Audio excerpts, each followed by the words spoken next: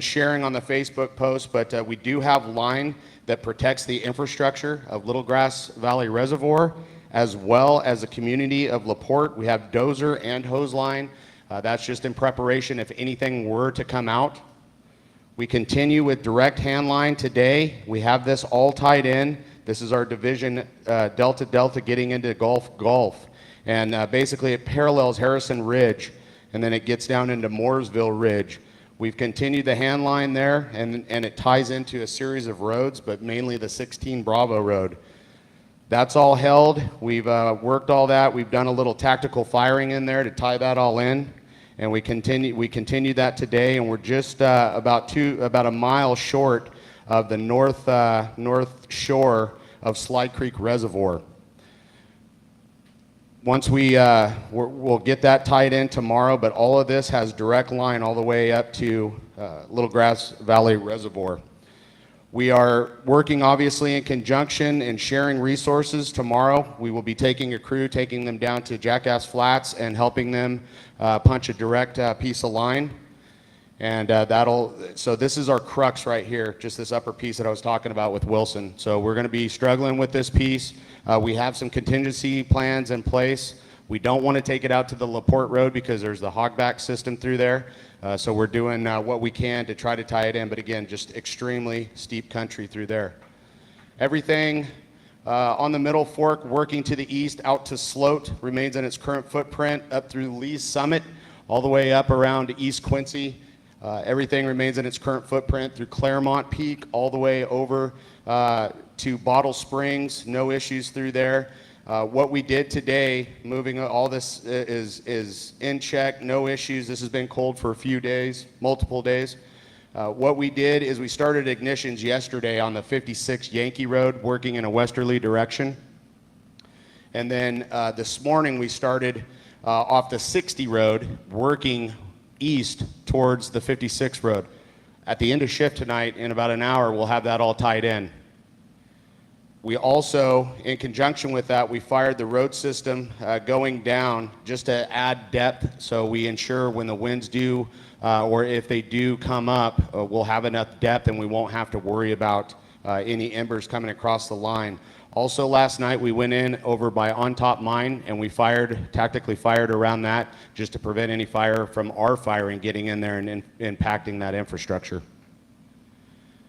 Working our way, our resources continue to work and do a contingency line out Red Mountain, and we made some really good progress there.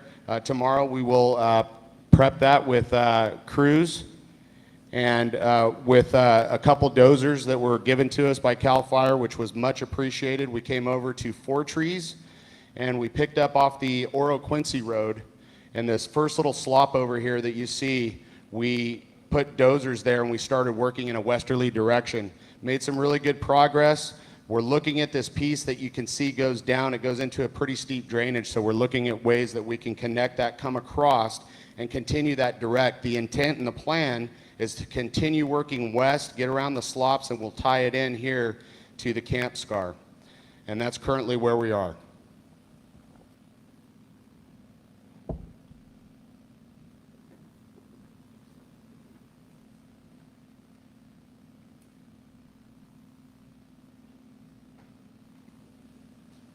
Okay, good evening. My name is Ron Bravo, Deputy Operations with CAL FIRE Incident Management Team 4. I'll take off where our partners left off with the great work they've been doing to the east of us, and then I'll work my way around the fire. Before I do that, I want to touch upon a few communities that have been heavily impacted. First, I'll start up with Brush Creek. Brush Creek, Berry Creek, as well as Feather Falls, those communities have sustained substantial damage, not only from the initial wave, but the continued amount of heat that's been in there. And when I say damage, I'm talking about damage to structures, homes, roadways, utilities. There is a lot of significant heat that came through here on that initial push the other night. So when I talk about when we're doing around the fire, it's going to take us some time to get folks back in there, and I'm specifically talking about the damage inspection teams as well as our utility companies to render that safe. There is a tremendous amount of trees that have fallen, And before we can get people in there, we have to ensure that there's safety in place and it's rendered safe for not only our first responders that need to do those other tasks, as well as the utility companies, and it has to be rendered safe before we can let citizens in that area. So, picking up off the good work that went on to our east, we'll start in the area near Big Bend. This will continue to be a challenge for us, and I say that because many of you know the areas along the Feather River Canyon and Highway 70 are very challenged when we have a wind event. Later, you'll hear a little bit about the upcoming weather event that's coming, so we've been able to continue to construct dozer and hand line, and there's a very tricky piece of hand line dropping off the north end of Big Bend into the river. That is being completed as we speak, and that'll be tied in. However, there is a little bit of concern with that because of how steep and rugged that terrain is, and if we get a really strong wind event out of our next weather pattern, it could be challenging to hold. Moving on down to the other side of Big Bend, we've tied all the lines across the top and back down to the river just on the south end of Big Bend, and that is starting to look really good. We've constructed additional contingency lines out in front of it as you move towards the west. Moving on down the lake, we talked about the other evening how much damage was being done in and around to the infrastructure as well as doing structure defense. Good news is all the mitigation efforts that were put in place has secured Bloomer Lookout and all the critical infrastructure there. With that being said, our focus was to do structure defense, and we have not been able to complete direct line around all this fire's edge below Bloomer Peak as well as into the Bloomer Ravine. There is active fire continuing to back down in that drainage. There is an attempt to go direct on that this evening. We have optimistic hope that we'll be able to get around that and tie that in before the weather hits on Monday. Moving down towards the Enterprise Bridge, the Bidwell Bar Bridge, that is looking really good. We've been able to secure that back into itself. Good news as it relates to the bridge is secure. It has not sustained significant damage, which is excellent news. Moving back in and around Kelly Ridge, the area that we were able to secure back into Stringtown has been held for more than 24 hours, and by tomorrow it'll be very secure, and we're very comfortable with that. We were able to continue to construct direct hand line up by Ponderosa Reservoir, ensuring that we can continue to keep the fire to the north of Forbestown.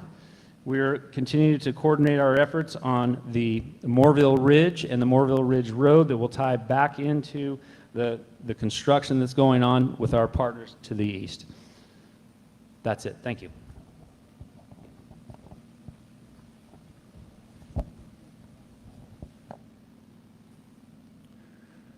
Good evening, I'm Dan Borsum, the incident meteorologist assigned to assist in the effort on the west zone of the North Complex. We've been briefing our firefighters over the past 24 hours, and you've already heard some of that changes are going to come that make Monday a critical weather day across the landscape. Before we get to Monday, let's talk about today. The smoke was a major suppressing factor, keeping the temperatures lower, the humidity higher, and the winds relatively light. So what happens if we start to move the smoke out? And we got a little bit of an answer about that today looking at Southern California. The smoke moved out and the number of fires got very active down there. So question number one is, when do we begin to move the smoke out? Well, we're going to see a little bit of increasing southwest flow aloft tomorrow on Sunday, and that is going to allow us to thin the smoke a bit. But the emphasis here is that it's only going to be incremental, so that we'll see a little less smoke, a little bit increase in temperatures, humidities will be 3 to 4% lower, and the slope and valley winds will be increasing during the afternoon hours up to maybe 12-mile-an-hour gust. Question number two is, so what is it about Monday that's such a significant concern? There are a number of weather factors that will come into better alignment on Monday that are going to make conditions supportive of fire activity. One is we're going to see southwest winds aloft increase over the area. That's going to align with the slope and valley winds, bring us some gusts as high as 16 to 18 miles an hour in the afternoon. That's also going to help move out the smoke. So the temperatures will be higher, the relative humidity be lower and probably in the mid-teens, and we'll see an unstable air mass. An unstable air mass is important because it allows fire columns to grow, which further removes smoke away from the landscape. All of the north complex is going to be under a fire weather watch, which is a precursor to a red flag warning on Monday, meaning that we issue fire weather watches about 48 hours in advance, and then by tomorrow, it may be that Monday is forecasted to be a red flag warning. The important thing to stress is that this is a southwest wind direction. This is not like the event of September 8th, which was a northeast wind direction and continued for almost 60 hours. This is a southwest wind, which is a different wind direction, but it will be aligning with the hotter temperatures of the day and the lower humidity. So it's heads up for the firefighters out there that they are going to see changing behavior the next few days. The good news is after we get through these conditions persisting through Tuesday, there's a chance for higher humidity and moderating conditions Wednesday and for the rest of the week. Thank you.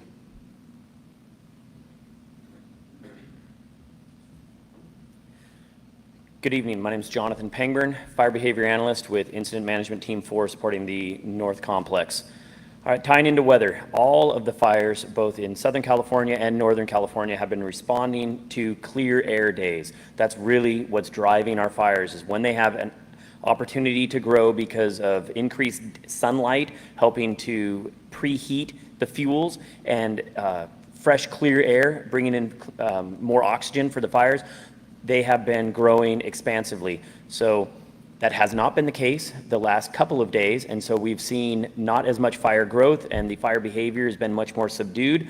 That's going to start to clear out tomorrow afternoon. We're expecting a little bit of an uptick in fire behavior tomorrow afternoon, and any remaining fire areas, once we get that southwest flow moving up drainage, it's relatively aligned with our main drainages here. If you think about the Feather River Canyon, both the Middle Fork and the South Fork of the Feather River, they are an northeast to southwest aligned drainage. So this is going to align very well and be able to push the fire. So firefighters are really focused right now on both the north and south ends of the fire, trying to make sure that we have less of a potential for that to become an issue into the future. Some of the main areas we're looking at are up into the Jackass Flat area. You heard earlier when operations was discussing that, has serious potential for some crown fire activity, as well as some of the area in the Yankee Hill area, north of Big Bend Mountain into China Gulch.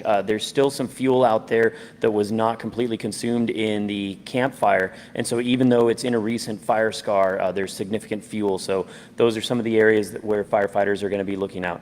Thank you.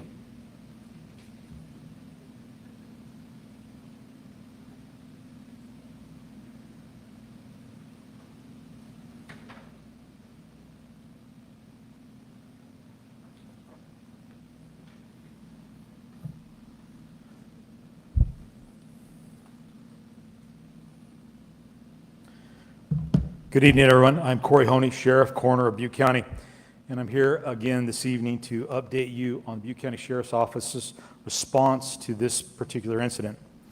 As I've told you throughout this incident, my deputies, as well as law enforcement, mutual aid from throughout Northern California, continue to patrol those areas which are under evacuation orders, looking for anyone who might be in the area doing something that they shouldn't be doing. I talked to you last night about our proactive effort to prevent looting, and that's something that my staff is absolutely committed to.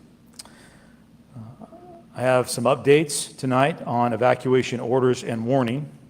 We have reduced the evacuation order to an evacuation warning for the Bangor area, which includes everything east of Orville Bangor Highway to Swedes Flat Road, and everything south of Swedes Flat Road to the Butte County line. In addition to that, a new notice came out just as I was preparing for my comments here. BCSO is lifting the warning for Lower Orville, Palermo, and Huncut in the following areas south of Oro Dam Boulevard, Olive Highway and Foothill Boulevard, west of Orville Highway to Bangor, LaPorte Road from Bangor to Highway 70, and Highway 70 north to Feather River in Orville. Now, I know that people are very frustrated because they've been displaced, and in those areas where there were warnings in place, some question whether or not that's necessary, given that the fire seems to be so far away. But I can tell you that we don't make these decisions lightly. However, just before I came in here today, I was advised that there was some disruption in mail delivery service because of that warning, and so we worked to try to mitigate that. As I've said, we understand that many of you are displaced from your homes, and we're working quickly as possible to get you into those remaining areas. We work very, very closely with CAL FIRE as well as various utilities that service these areas to let us know once it's safe to open these areas back up, similar to when they inform us of the need to issue evacuation orders and warnings in the first place.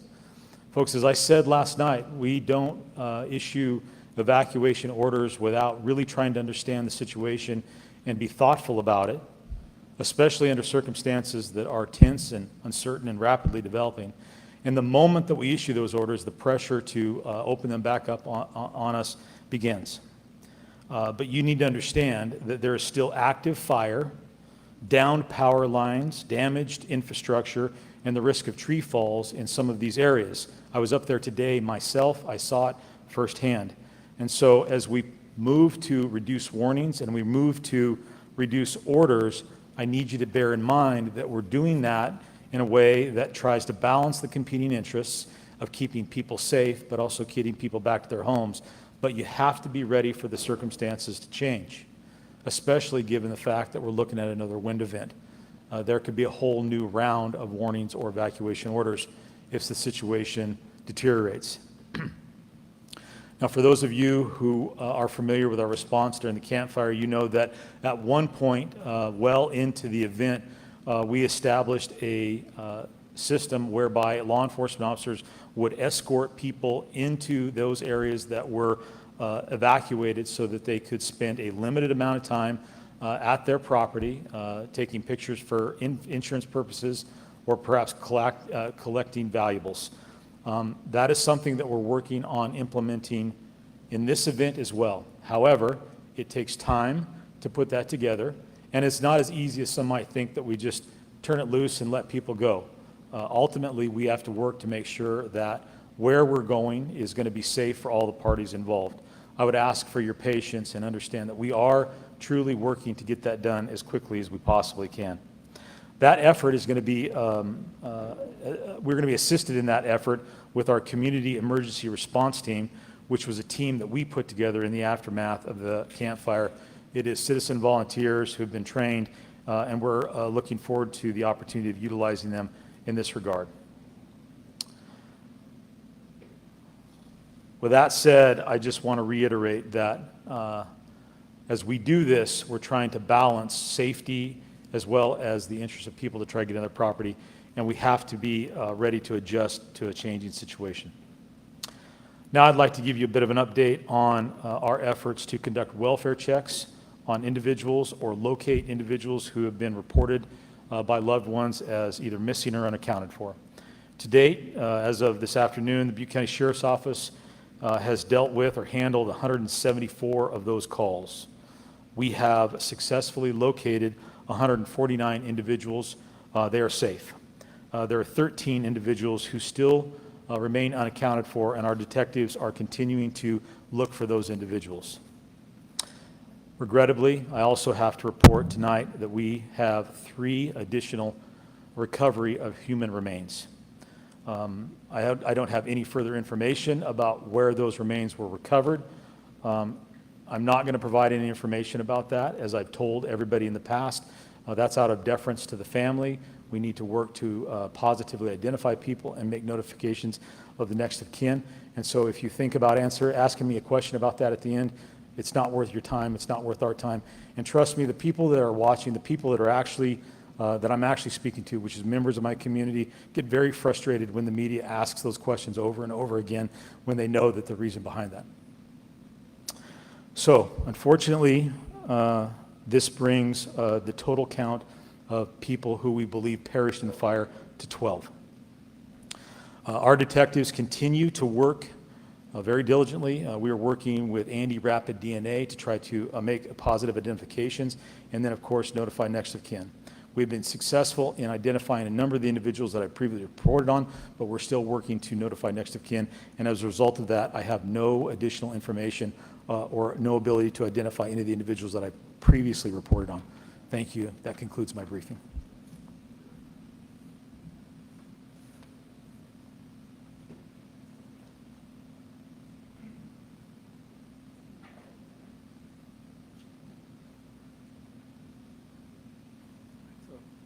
Good evening. My name is Jay Kurth. I'm the Incident Commander for California Interagency Incident Management Team 4.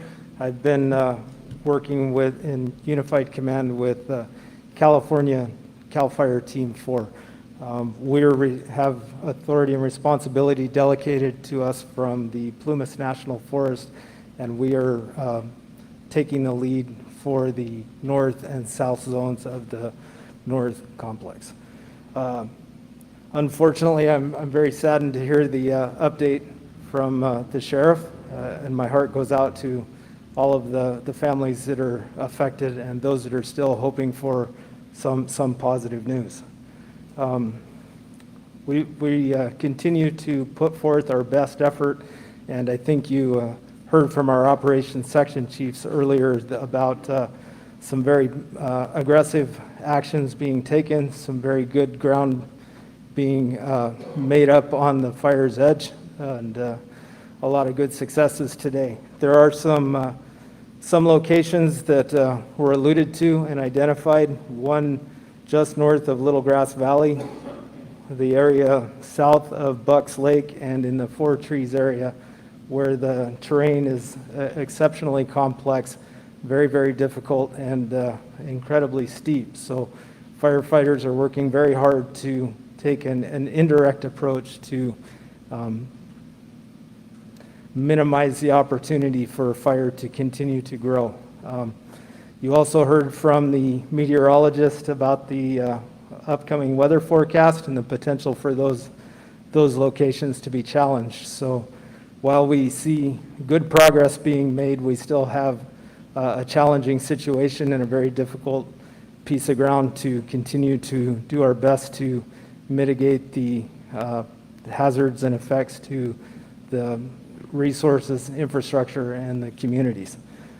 The other thing I want to let you know that this is something that's a very sad and very challenging environment to work in a lot of ways, but it's also quite rewarding because it's one of the times when I feel most proud because I get to see where from the federal, state, local, and interagency fashion where we all come together to do our best for those that are affected in the communities.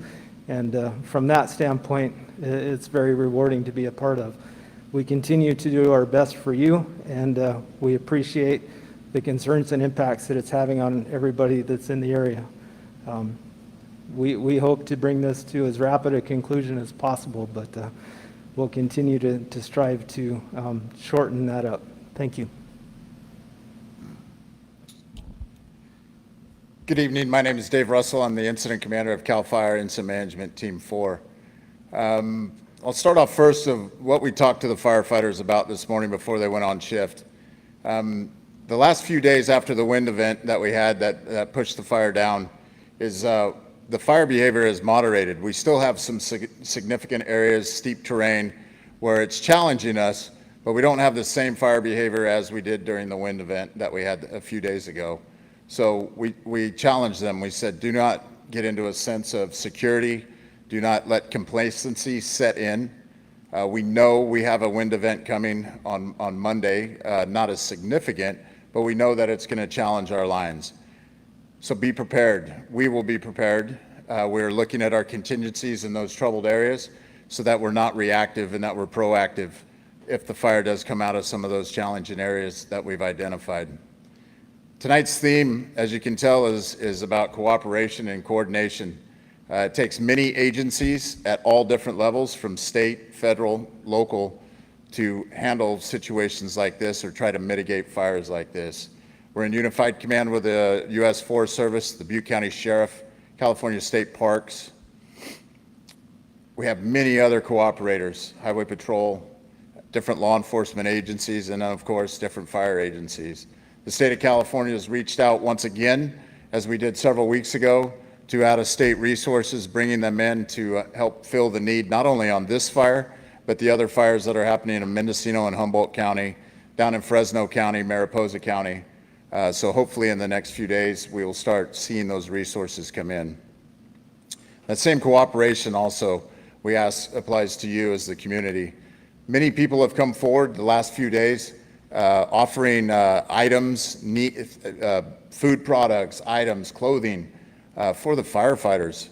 We truly appreciate that, but the firefighters are very well taken care of, and we appreciate that effort. What I ask of you is to take that same support and give it to your neighbor, your friends, and or if they're not your neighbor or friends, but to the community that's been affected, because we still have a lot of people evacuated, and we will have a lot of people who will not be going home to their homes.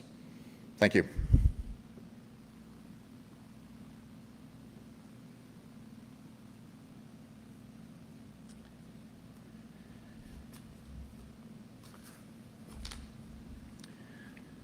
Okay, so, excuse me, like we spoke about yesterday, we review all the comments after this news conference, and we really strive to give you the most up-to-date information and answer your questions. So what we've done is, as the news conference has gone on, we have been filling out little cards like this, and I am going to hand those in a few minutes. They're going to hand them over there to the specific function. They will come up one at a time and answer the questions that you have asked. But before we do that, I want to thank the viewers online that have jumped up and answered some of the questions organically, so we didn't have to do it. I notice a lot of people are asking questions that we cover or that's been said in the presentation. So I encourage you, if you don't necessarily get what you are looking for with the presentation you're seeing, I challenge you to go look at it one more time, and you might pick up a thing or two that you somehow missed. So we'll start with our operations function if we're ready. Our operations section chief, both Chief Cagle and Chief Bravo. So one question was, what is a contingency line? So a contingency line is an alternate line what is not threatened by fire at the time, but we're preparing for other locations just in case it does cross our primary line. What we do typically when we set up incident management, we're looking at, it's called a PACE. So we have our primary line, that is where we're going direct or doing direct line on the fire's edge. Then we have an alternative line that may be just adjacent, giving us enough time to back out if we do get spot fires or do get slop overs, that we can go to that alternate line.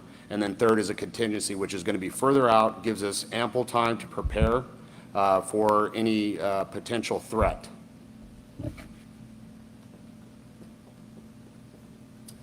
All right, good evening. Once again, Ron Bravo with CAL FIRE Incident Management Team 4.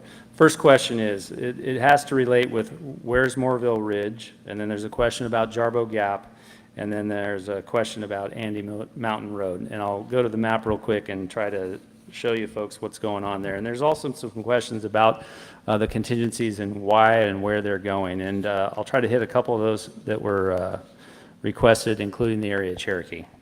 Okay, so what we're going to do is we're going to go over here. So Andy Mountain Road is up by Jarbo Gap. So here's Big Bend, here's Highway 70. This is out by Jarbo Gap. Andy Mountain Road ties up and is being looked at as a contingency line in case we have any trouble that comes out of this canyon through the Feather River drainage. So as it relates to Andy Mountain Road, yes, we are looking at it as a potential possibility as a contingency. So that is basically ties in back to Jarbo Gap if we're in reference to the Jarbo Gap question. Clipper Mills, I'll get to that after I discuss Cherokee. So we have quite a bit of fire history, which we've talked about in the past. There are old lines that are parallel to the lake that were utilized on past fires. We will continue to open those up, and that's what we're doing as we speak in the Cherokee area. And the reason we're doing that is this is a lot of brush and flashy fuels, and we need to ensure that not only does our primary line hold the fire, but we have to have a fallback in case we get a significant weather event that makes spots come across into the very receptive fuel bed. As it relates to Clipper Mills, that's above Forbestown on our south end of our fire. There is an area that was questioned of what kind of lines are we looking at between the fire and Forbestown. There's some ridges in there. We talked about the Morville Ridge, which is a very prominent ridge that runs well up into both zones. We have been constructing the primary line on certain areas of Morville Ridge, as well as Morville Ridge Road, and that dies back down into an area below Forbestown, and including there's an area called Mosquito Creek and Mosquito Ridge that we're also evaluating for a contingency line. And Clipper Mills, like I said, is up from Forbestown, and we are evaluating other ridges between Clipper Mills and Morville Ridge Road.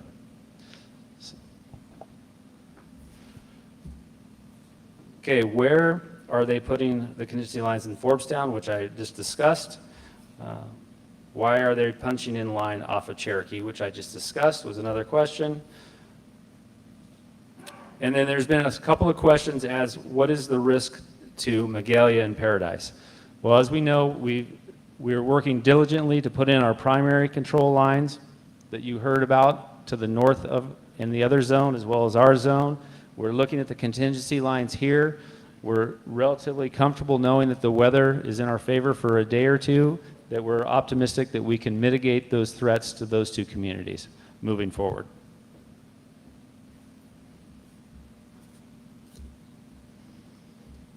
And as the sheriff mentioned earlier, we were comfortable enough with the fire threat to Orville. There was a question, is there any fire risk to Orville Dam?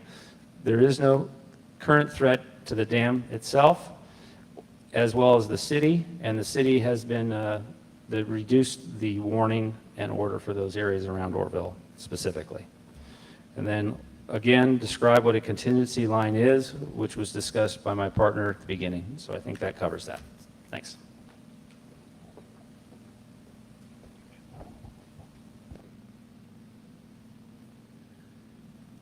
Okay, now there's a couple questions for our meteorologist. He's going to walk up here. While he's walking up, there was a question, is Mount Ida east of Miners Ranch Road still in evacuation? The answer to that is yes. Dan Borsum, incident meteorologist again. The questions I have are, what about the winds coming on Monday? And if the red flag is coming next week, does that threaten certain areas? Red flag warnings, fire weather watches, they're issued whenever we look for an alignment for conditions that can bring a significant elevation in fire conditions. So when I talk about Monday, I'm talking about multiple factors coming together to generate these red flag conditions or the critical fire weather conditions. But when we specifically talk about the wind, there's two important things to remember. Number one, I talked about 18-mile-an-hour winds as being what I expect for the gust for the most part. The winds that occurred on the night of September 8th were over 55 miles an hour. So I'm only talking about winds that are a third of that speed. And the second thing is they're from the southwest, which in general, for some areas, is a direction of travel for the fire that would be away from certain locations of concern. However, when it comes to the firefighters and the ones that are out there on the lines, a southwest wind direction combined with higher temperature and lower humidity is going to bring some erratic conditions. And they're going to see winds they haven't seen for the previous 3 or 4 days. And in some of those canyon bends and some of those places that previously have been pretty sheltered, they could see a dramatic increase in what the weather does to support fire behavior. So to stress again, the winds are nowhere near the magnitude of what we saw on September 8th, but the combination of an increase in the winds over what we've seen the past few days with warmer temperatures, unstable air mass, and lower humidity will make things very difficult for resources out there, especially if they're in a spot where a southwest wind causes some hard to predict weather currents through the landscape. Thank you.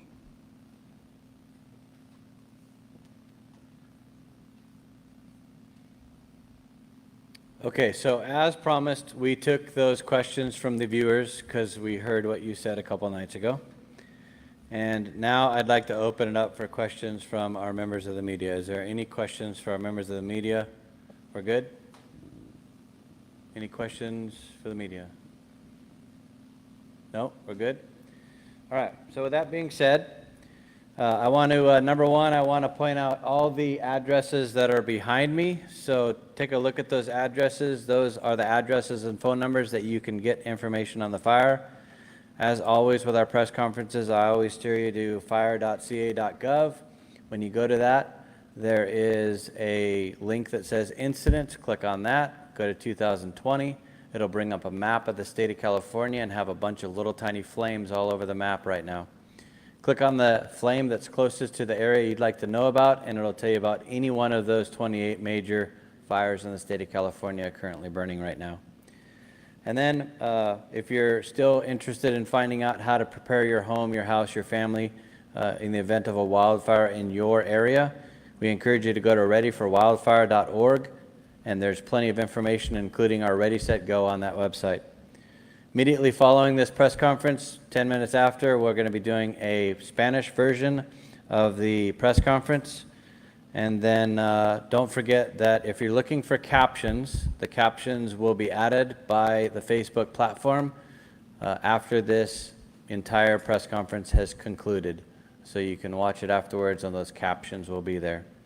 Other than that, thanks for tuning in tonight. We will come back tomorrow, 6:01, for another operational briefing / community meeting.